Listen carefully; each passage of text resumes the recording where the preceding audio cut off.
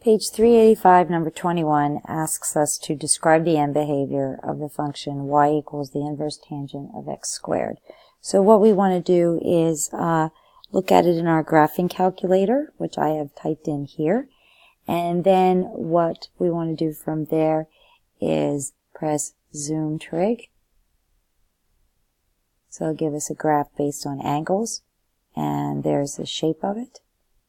And you want to see where the horizontal asymptote is of this graph.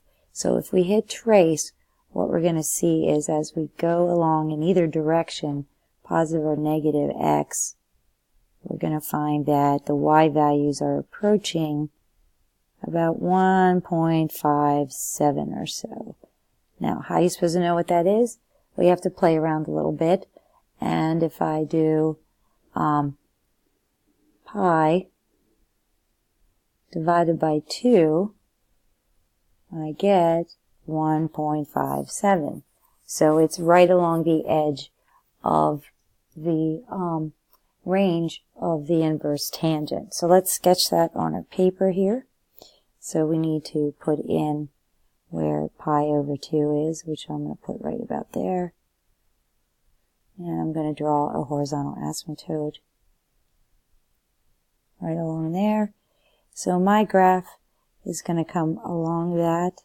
It's going to come down and then back up like that.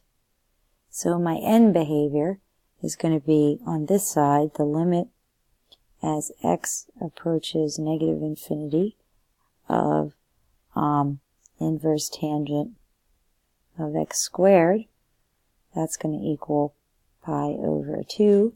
And on the other side, the limit as x approaches infinity of inverse tangent x squared is going to be, again, pi over 2.